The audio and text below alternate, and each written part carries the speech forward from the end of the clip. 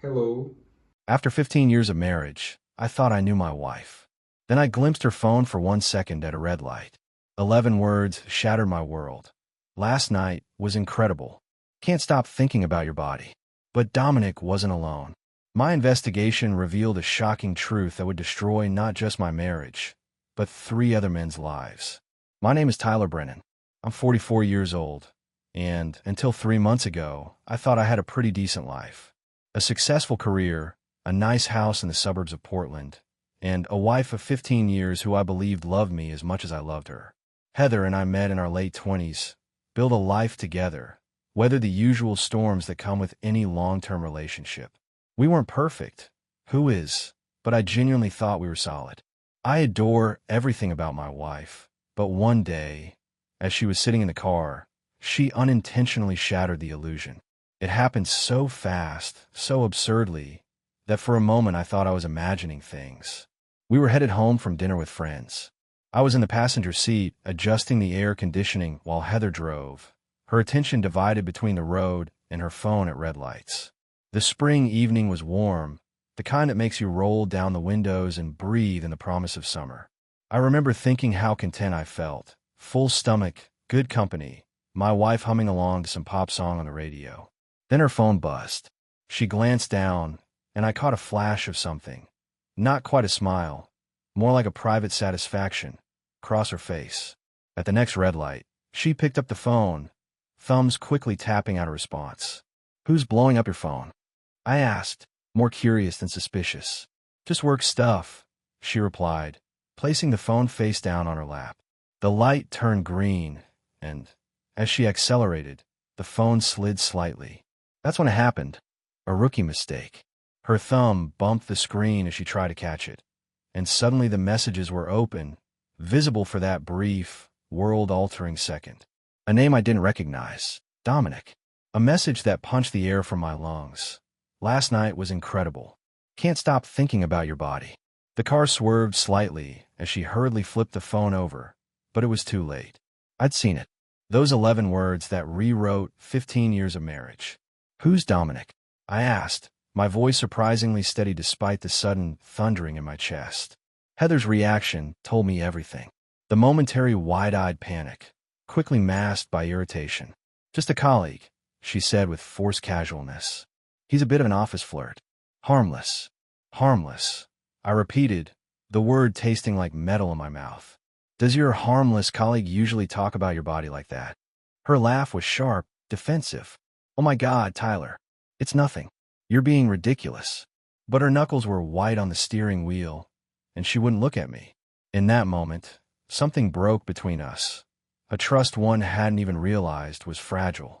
And with sickening clarity, I understood that nothing would ever be the same again. The rest of the drive home felt like being underwater. Sounds muffled, movements slowed, my thoughts struggling to break the surface. I stared out the window, watching suburban houses blur by, each one harboring its own secrets behind neatly trimmed hedges and drawn curtains. When we pulled into our driveway, Heather killed the engine and turned to me with a practiced smile. "Ready for that nightcap?" she asked, as if the last 15 minutes hadn't happened. I didn't answer. Instead, I picked up her phone from where it lay between us. "Tyler." She lunged for it, but I was already out of the car, standing in our driveway with her unlocked phone in my hand. The messages were right there. Dozens of them. Not just from today, from weeks, maybe months. Each one more explicit than the last. "Can't wait to see you tomorrow. Wear that red thing I like. Last meeting ran late. Can we push to 3? Need at least 2 hours with you. Still tasting you." My stomach churned. I looked up to see Heather standing by the car, her face a mask of cold fury rather than shame. "Give me my phone." Her voice was low, controlled. "How long?" I asked. "This is ridiculous. You're invading my privacy over nothing." I laughed. A hollow, unfamiliar sound. "Nothing? You call this nothing?" I held up the phone, its screen illuminating the growing darkness between us. "It's just flirting."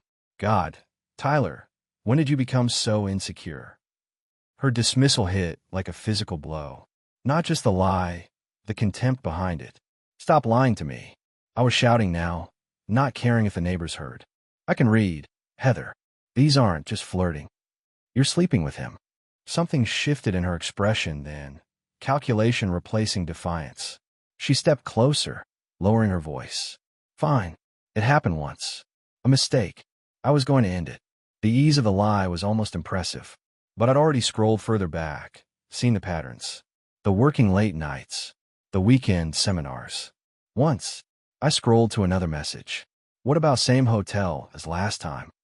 What about Tuesday was perfect? Her eyes narrowed. You know what? I don't need this. She snatched the phone from my hand, her wedding ring catching the porch light we'd forgotten to turn off that morning. I'm going inside. When you're ready to talk like an adult instead of having a tantrum in the driveway, let me know. She walked away, her heels clicking on the concrete with metronomic precision. The front door opened and closed, leaving me alone in the gathering darkness.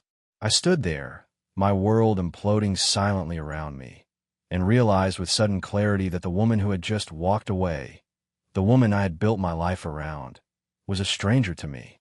I didn't follow Heather inside. Couldn't. The walls of our home, with its carefully chosen furniture and framed vacation photos, suddenly felt like a museum dedicated to a life that never really existed.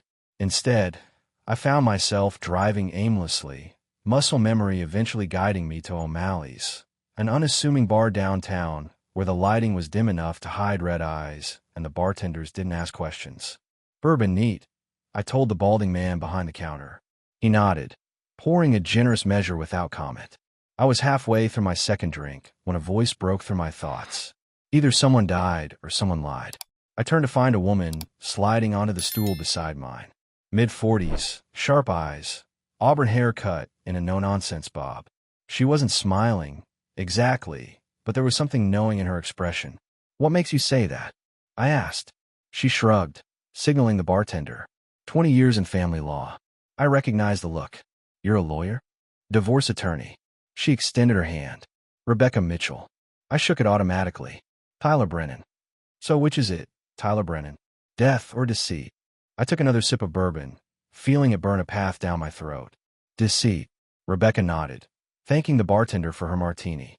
Wife or husband? Wife. Let me guess. You caught her. She denied it. Then when denial didn't work, she blamed you. I stared at her, the bourbon glass frozen halfway to my lips. How did you? Like I said, 20 years of practice. She took a deliberate sip of her martini. And let me guess again, she made you feel like you were crazy for suspecting her. Like you were the problem. The accuracy of her assessment made my chest tight. It was a text message from a guy named Dominic. Explicit. I swallowed hard. When I confronted her, she laughed at me. Call me insecure. Rebecca's mouth tightened. Classic gaslighting. Make you doubt what you see with your own eyes. Gaslighting. Manipulating someone into questioning their reality. She studied me over the rim of her glass. And I'm betting this isn't the first time, is it? Just the first time you caught her red-handed. I thought back to other moments. Odd phone calls, unexplained absences, defensiveness over simple questions. How many times had Heather made me feel unreasonable for asking where she'd been? You think she's done this before? Rebecca didn't answer directly. Instead, she asked, what are you going to do now? The question hung between us, heavy with implications. What was I going to do? Go home. Pretend tonight never happened? Try to work through it, while Heather continued seeing Dominic behind my back? I don't know, I admitted. Yes, you do. Rebecca's voice was gentle but firm. You just haven't accepted it yet. She was right. Deep down, I knew exactly what I needed to do. I just wasn't sure I had the strength to do it. People like your wife, Rebecca continued, they don't cheat because something's missing. They cheat because they think they can get away with it. Her words hit me like a physical blow, crystallizing something I hadn't been able to articulate. Heather wasn't sorry. She was sorry she got caught. I need proof, I heard myself say. More than just messages. Rebecca nodded slowly, understanding in her eyes. That's where it always starts. I left O'Malley's with Rebecca's business card in my pocket and a plan forming in my mind. Not a good plan, perhaps, certainly not an honorable one. But then, honor seemed like a luxury I could no longer afford. I drove to my friend Mike's place, calling him from the driveway. It was nearly midnight, but he answered on the second ring. Tyler, everything okay? No, I said simply. Can I crash on your couch tonight? 20 minutes later, we were sitting in his kitchen. Mike listened silently as I laid out the evening's events, his expression darkening with each detail. "That's messed up, man," he said when I finished.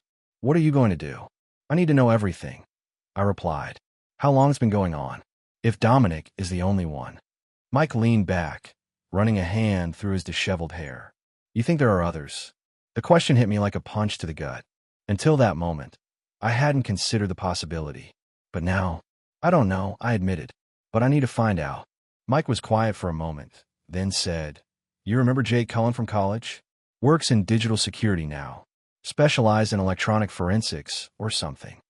I vaguely recalled a lanky guy with glasses who'd always been surrounded by computer equipment. "You still in touch?" Mike nodded. "He owes me a favor. Big one."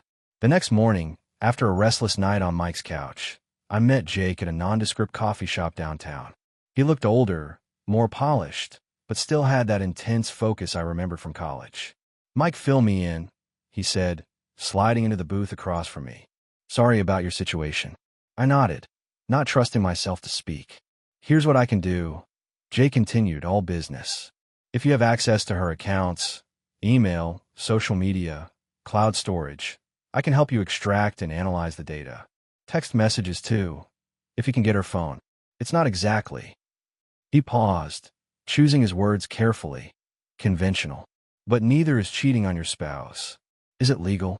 I asked, though I wasn't sure I cared anymore. Jake's expression was measured.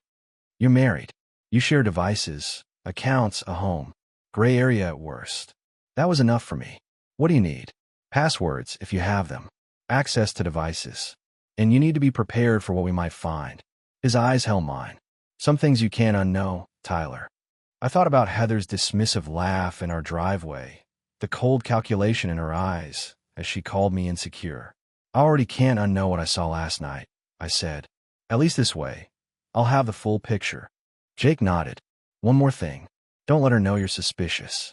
Act normal. If she realizes you're investigating, she'll delete evidence." The thought of going home, pretending everything was fine while Heather continued to lie to my face, made my stomach turn. But I understood the necessity. "I'll text her," I decided. "Say I stayed at Mike's after having too many drinks. Then I need time to cool off." "Good," Jake approved. "Buy us some time while I set things up." As I drove back to Mike's, a strange calm settled over me. The pain and shock were still there, but now channeled into purpose. Heather thought she was the clever one, that I was too trusting, too stupid, to see through her deception. She was about to learn how wrong she was. Jake worked faster than I expected. 3 days after our coffee shop meeting, he called me to his home office, a converted garage filled with monitors, servers, and equipment I couldn't begin to identify. "You better sit down," he said, gesturing to a chair beside his workstation. I'd been staying at Mike's, telling Heather I needed space to process. She'd alternated between angry texts accusing me of overreacting and sweet messages reminiscing about our early days together. Classic manipulation that might have worked before, but now just strengthened my resolve. "How bad is it?" I asked, bracing myself. Jake's expression was grim. "Worse than you thought." He turned one of his monitors toward me. "Dominic isn't the only one." On screen was a spreadsheet with meticulous detail. Names, dates, locations, message excerpts. 3 columns of data, each with a different man's name at the top. Dominic, Scott, Jason. 3. My voice sounded strange, distant. "That I can confirm," Jake nodded. "All ongoing, overlapping relationships. Been going on for at least 14 months, based on the earliest communications I found." 14 months. Over a year of deception, of coming home to me after being with them, of lying to my face day after day.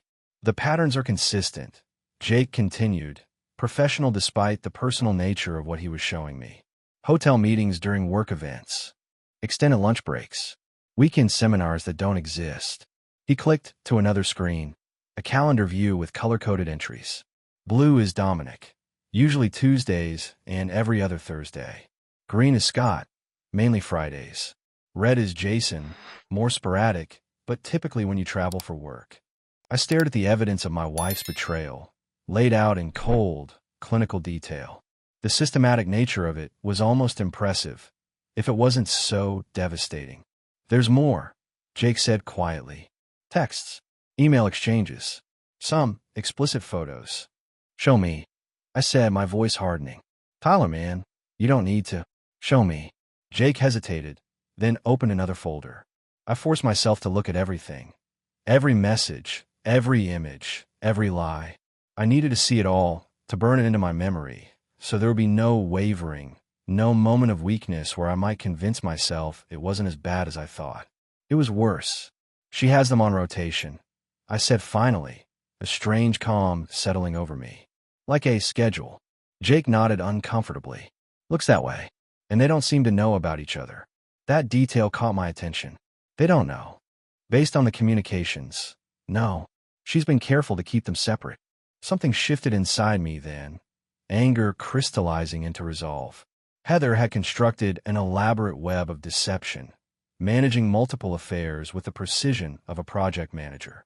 She'd made me the fool in my own marriage while maintaining her image as the perfect wife. I want it all, I told Jake. Every text, every email, every picture. And I want it organized by person, by date, everything. Jake studied me, concern evident in his expression. What are you planning, Tyler? I thought of Heather's dismissive laugh when I confronted her, the ease with which she'd try to make me doubt what I'd seen with my own eyes. Justice, I said simply. I'm planning justice. As I drove back to Mike's place, clutching a flash drive containing irrefutable proof of my wife's betrayal, a plan began forming in my mind. Heather thought she was clever, that she was in control. She was about to learn how wrong she was. For the first time since seeing that message on her phone, I smiled. Not with joy, with determination. I didn't return home immediately. I couldn't face Heather yet. Not until my plan was fully formed. Instead, I holed up at Mike's for another 2 days, poring over the evidence Jake had compiled. You're starting to scare me, Mike commented, watching me organize files on my laptop. You've barely slept. I'll sleep when this is over, I muttered, not looking up. The truth was, I never felt more awake, more focused. The shock and pain had hardened into something else. A cold, clear determination that kept me going when exhaustion threatened to overtake me. Rebecca, the divorce attorney from the bar, had become part of my inner circle. When I called her with what Jake had found, she agreed to meet with us immediately. This is comprehensive, she said, reviewing the files in Mike's living room. Most spouses don't have half this much evidence. What are my options? I asked. Rebecca leaned back, considering. Legally, with this evidence and Oregon's infidelity clause, you're entitled to a favorable divorce settlement. But I'm guessing that's not all you're asking. She was right. A favorable settlement wasn't enough. Not for the systematic humiliation Heather had subjected me to. I want her to lose everything, I said, my voice steady. Not just money. Her dignity. Her control. The careful image she's built. Mike shifted uncomfortably in his chair, but Rebecca didn't flinch. Then you need to dismantle her support system, she said matter-of-factly. These men, they're part of it, whether they know it or not. They don't know about each other, I clarified. Jay confirmed it. A slow smile spread across Rebecca's face. That's your leverage. The plan came together over the next 24 hours. Rebecca drafted divorce papers, citing infidelity with multiple named parties. Jake compiled dossiers on each of Heather's lovers. Dominic, a sales executive at a rival company. Scott, her yoga instructor. Jason, our neighbor's younger brother who'd moved to town last year. None of them know they're sharing her, I confirmed, reviewing the information. Each thinks he's the only one. That changes tomorrow, Rebecca said grimly. I finally texted Heather that evening, saying I was ready to talk. That I'd be home the next day, Friday, around 6 p.m. She responded immediately with a string of relieved messages, claiming she missed me, that we could work through this misunderstanding. What she didn't know was that Friday at 4 p.m., each of her lovers would receive an identical email from an anonymous account, containing proof of Heather's other relationships and an invitation to come to our house at 6:30 p.m. to discuss the situation. Meanwhile, I had one more call to make. Heather's parents had always adored me, believed wholeheartedly in our marriage. They deserved to know the truth, not a sanitized version Heather would inevitably craft. This feels extreme, Mike said as I prepared to call my in-laws. Is it? I countered. More extreme than carrying on 3 separate affairs for over a year? more extreme than laughing in my face when I caught her. Mike held up his hands in surrender. I'm not judging, man. Just be careful. There's no coming back from this. I don't want to come back, I said, realizing as I spoke that it was absolutely true. I want to burn it all down and walk away. The call with Heather's parents was predictably difficult. Her mother cried. Her father, a retired judge with an uncompromising sense of right and wrong, asked detailed questions, his voice growing colder with each answer I provided. We'll be there, he said finally. 6 o'clock. As I hung up, a strange calm settled over me. Tomorrow, Heather's carefully constructed house of cards would collapse spectacularly. The thought should have brought me satisfaction, but instead, I felt only a grim resolve, and beneath it, a hollow ache for the life I had believed in so completely. Get some sleep, Rebecca advised, gathering her things. Tomorrow will be intense. I nodded, knowing sleep would be impossible.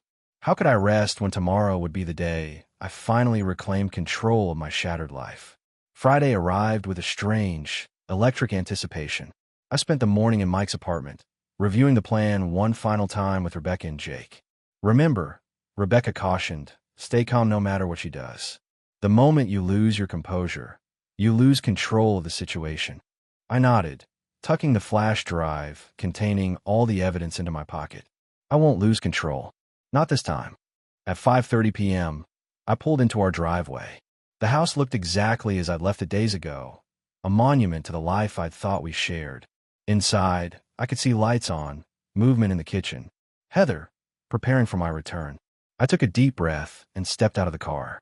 She was waiting in the entryway when I opened the door, her face a perfect mask of concerned affection. Tyler, she said, stepping forward to embrace me. I'm so glad you're home. I sidestepped her hug, watching her expression flicker with annoyance before settling back into practiced concern. We need to talk, I said. Of course, she agreed, gesturing toward the living room. I made your favorite dinner. I thought we could. I know everything, Heather. She paused, confusion crossing her features. What do you mean? Dominic, Scott, Jason. I enunciated each name clearly, watching her face. All of them. For over a year. The shock in her eyes was genuine, but brief, quickly replaced by calculation. She opened her mouth, no doubt to launch into denials, but the doorbell interrupted her. That would be your parents, I said calmly. My parents. Now real panic flashed across her face. Why are they? I invited them. They deserve to know why their son-in-law is filing for divorce. Her face hardened. You had no right. Actually, I had every right. I moved past her to open the door, just like I had every right to invite them. Heather's parents stood on the porch, their faces grim. Her father, Judge Robert Wilson, looked at me with a mixture of disappointment and resignation. Her mother, Eleanor, couldn't meet my eyes. Come in, I said. Heather was just about to explain why she's been sleeping with 3 different men behind my back. Eleanor let out a small gasp. Robert simply nodded, as if having his worst fears confirmed. Heather stood frozen in the hallway, her careful facade crumbling as her parents entered. For perhaps the first time in our marriage, she seemed genuinely at a loss for words. What is this? She finally managed, her voice tight with anger. Some kind of intervention? No, I replied evenly. It's the truth. Something you've never been particularly familiar with. The doorbell rang again. Heather's eyes darted to the door in confusion. And that, I continued, would be Dominic, or Scott, or Jason. I invited them too. All color drained from Heather's face as understanding dawned. You didn't, she whispered. I smiled without humor. I did. And now we're all going to have a nice, honest conversation about exactly who you are. The next 30 minutes were chaos. Dominic arrived first, his confident swagger faltering when he saw Heather's parents. Scott and Jason arrived within minutes of each other, creating a tableau of confusion in our living room as each man gradually realized he wasn't the only one who'd received an invitation. What is this? Dominic demanded, looking from me to Heather. Sit down, I said calmly, gesturing to the sofa. All of you. Remarkably, they complied. 3 men who'd been sleeping with my wife, now taking direction from me. Heather remained standing, her eyes darting between her lovers and her parents, panic rising visibly with each passing second. "Tyler, please," she finally said, her voice hitching. "We can talk about this privately. Like you talk privately with Dominic." I countered. "Or Scott. Or Jason." The three men exchanged glances, comprehension slowly dawning. "You know each other?" Scott asked, looking between Dominic and Jason. "No," Jason replied slowly. "We've never met." I turned to the large TV on the wall and connected my laptop. The spreadsheet Jake had created appeared on screen: dates, times, locations. Color-coded by lover. 14 months of deception laid bare in clinical detail. "For over a year," I explained to the stunned room, "my wife has been maintaining relationships with all three of you. Simultaneously. On a rotation." Heather's mother made a small, distressed sound. Her father's face had turned to stone. "This is insane," Heather snapped, finding her voice. "You're violating my privacy, humiliating me in front of privacy." I laughed, the sound harsh even in my own ears. That's rich coming from the woman who's been lying to everyone in this room. I clicked to the next screen, text messages between Heather and Dominic, discussing their Tuesday routine. "Look familiar?" I asked Dominic. His face darkened. "You said your husband was clueless," he said to Heather. "He was," she blurted, then immediately realized her mistake. I continued through the evidence methodically, showing each man what Heather had said about him to the others, revealing how she coordinated their meetings to never overlap, how she'd used the same hotel room with different men on different days. The most damning were her messages about me, mocking, contemptuous texts about her boring husband who suspected nothing. With each revelation, the atmosphere in the room grew heavier, charged with anger and betrayal. Judge Wilson finally broke his silence. "Heather," he said, his judicial voice cutting through the tension, "is this true? All of it?" For a moment, I thought she might still try to deny it. But faced with irrefutable evidence and 5 betrayed faces, something in Heather finally cracked. "Fine," she shouted. "Yes, it's all true. I was bored. Is that what you want to hear? That perfect, dependable Tyler wasn't enough? That I needed more?" Her confession hung in the air, brutal in its honesty. "Well, congratulations," she continued, turning to me with venom. "You've ruined everything. Are you happy now?" I looked at my wife, this stranger I'd shared a bed with for 15 years, and felt a surprising sense of calm. "No, Heather," I said quietly. "I'm not happy. But for the first time in a long time, I'm free." I handed her an envelope containing the divorce papers Rebecca had prepared. "We're done," I said simply. And unlike you, I only needed to say it once. The next few hours unfolded like scenes from a movie I was watching rather than living. One by one, Heather's lovers left, Dominic with a string of curses, Scott with an awkward apology directed at me, Jason with silent fury. Heather's parents stayed longer, her father speaking to me privately in the kitchen. "I always thought of you as a son," Judge Wilson said, his voice heavy with disappointment. "Not in me, but in the situation, in his daughter. Whatever happens next, you'll always be family to us." The gesture nearly broke me. I'd been running on anger and determination for days, but his simple kindness cracked my armor. After they left, Heather and I faced each other across our living room. The house felt cavernous, filled with the ghosts of what we'd once been to each other. "You've destroyed everything," she said, her voice dull. "Humiliated me in front of everyone I care about." "No, Heather," I replied, fatigue weighing down each word. "You did that yourself." "So righteous," she sneered, a flash of the old defensive anger returning. "So perfect. Tell me, did it feel good? Getting your revenge?" I considered her question seriously. Did it feel good? The confrontation had brought no joy, no satisfaction, only a hollow vindication. It wasn't about feeling good, I finally answered. It was about the truth. Everyone deserved to know who they were really dealing with.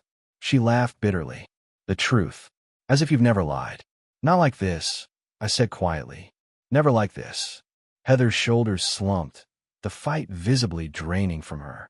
For a brief moment, I caught a glimpse of something authentic, regret, perhaps, or simply exhaustion. "What happens now?" she asked. "You have 72 hours to remove your personal belongings," I said, repeating the terms Rebecca had outlined. "The divorce will proceed with or without your cooperation." The prenup is clear on infidelity. And that's it. 15 years. Over just like that. The question staggered me with its audacity, as if I had ended things just like that, rather than her systematic betrayal over more than a year. It was over the moment you decided I wasn't enough. I told her. You just didn't bother to tell me. I turned and walked upstairs to the guest bedroom, where I'd be sleeping until she left. Behind me, I heard what might have been a sob, but I didn't look back. For the first time since discovering her betrayal, I felt nothing for Heather. Not anger, not love, not even hate. Just a profound emptiness that someday, I hoped, would be filled with something better. 6 months passed like a strange dream. The divorce proceeded swiftly, thanks to Rebecca's expertise and the overwhelming evidence of Heather's infidelity. The prenuptial agreement I'd almost forgotten about proved invaluable, protecting my assets and the house I'd largely paid for. Heather didn't fight the terms. Whatever defiance had fueled her that night of confrontation seemed to have burned out, leaving behind a woman I barely recognized, subdued, almost meek during our brief interactions through lawyers. I heard through mutual friends that she'd left Portland, moving to Seattle for a fresh start. None of her lovers went with her.